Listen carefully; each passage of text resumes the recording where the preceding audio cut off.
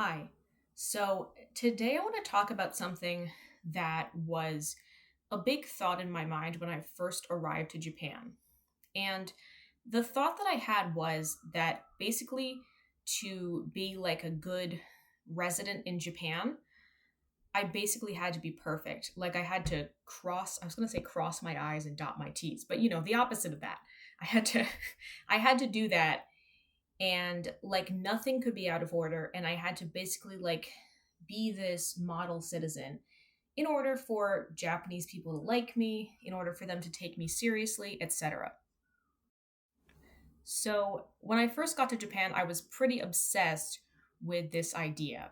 And the reason I kind of had this idea in the first place is because a lot of people kind of refer to Japan as a high trust society, so to speak, which basically means that it's a pretty safe country, and that in general, not always, but in general, people um, don't steal very often, commit as many crimes. And I think that's definitely true to a degree, but also with a high trust society, so to speak, it also requires a lot of social rules. And I'm sure you know that Japan is pretty known for having a lot of social rules. So, with that in mind, I arrived to Japan around 3 years ago, and I was determined to be like the perfect foreigner, so to speak. And basically, what being the perfect foreigner meant, so to speak, was that nothing could be off of, I don't know what the word is, off guard, something like that. So I had to make sure that I paid all of my bills on time, all of my taxes, all of my, stuff that had to do with the city office.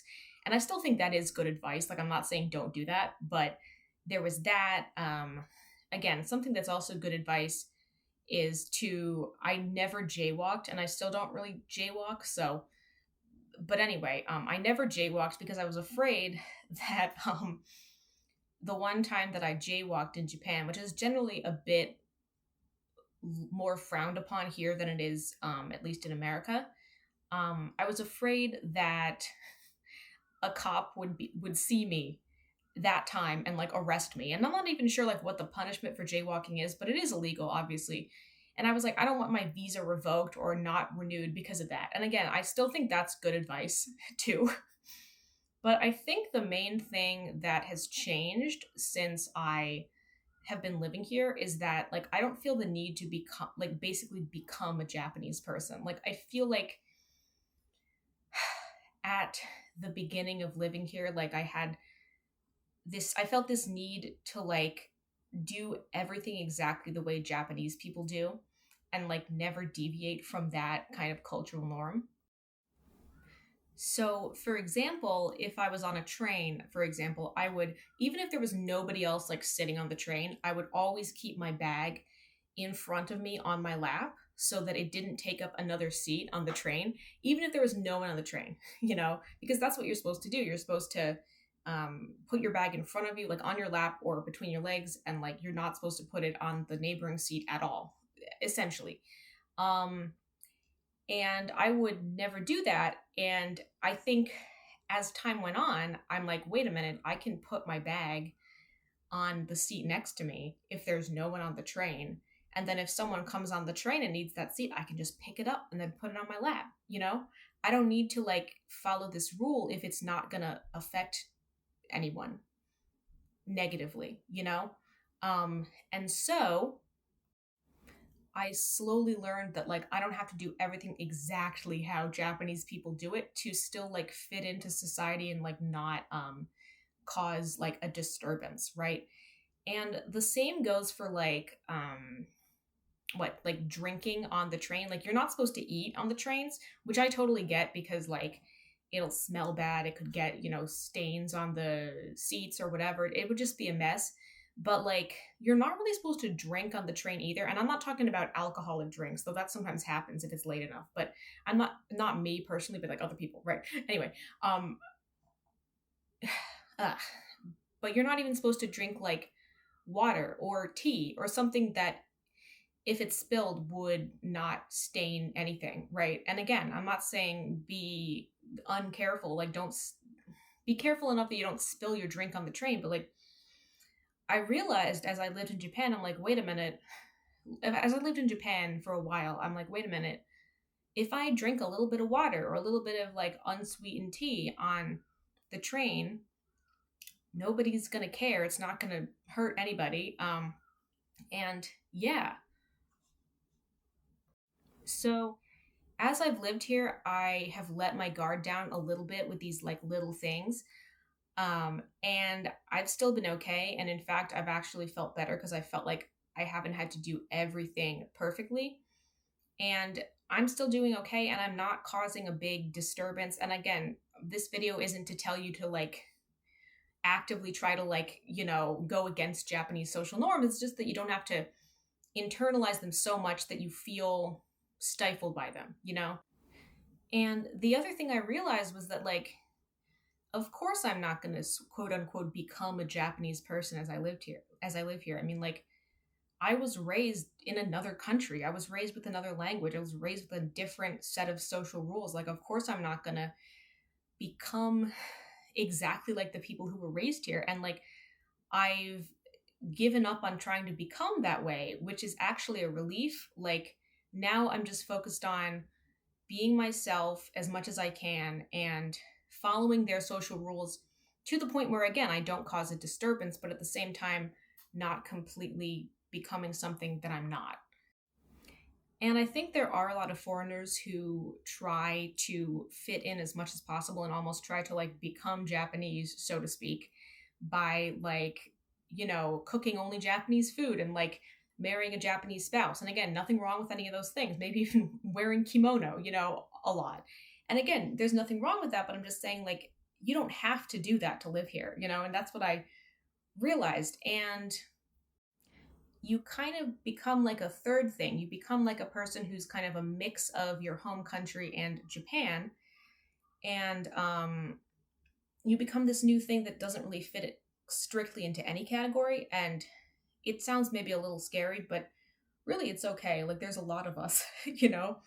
And I feel like that's also kind of a common like immigrant experience anywhere. Like you're not really like the people from back home, but you're not like the natives, the locals either. You're your own thing, and like I thought when I came to Japan at first that I would become like somehow the foreign version of a Japanese person, like I would completely assimilate somehow. And now I'm like I'm never going to do that and I'm okay with it because a lot of Japanese social rules are really strict, such as I don't know that as a woman you're supposed to get married by the time you're 27, is it? I mean, I'm 27 now. I'm not married. So there you go. I can't even change that one if I tried.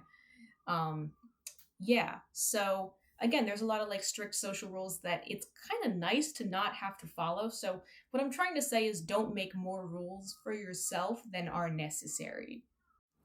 And also, the other thing I realized is that like most Japanese people don't really care if you're a little different than the average Japanese person.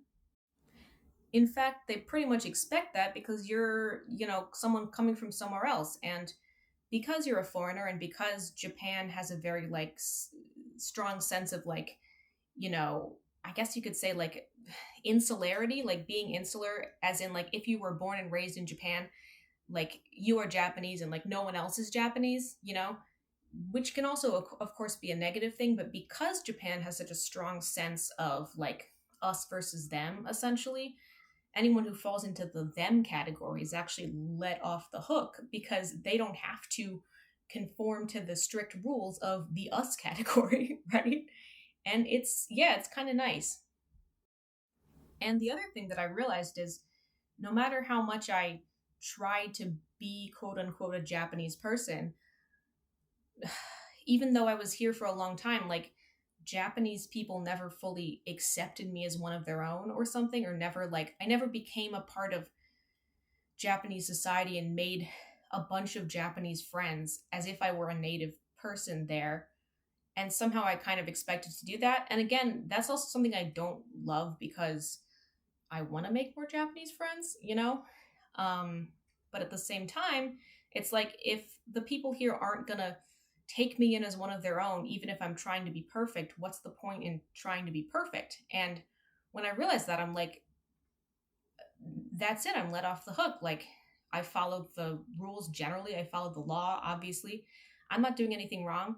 So, what's the point in having to fit into every single box there is if I don't have to?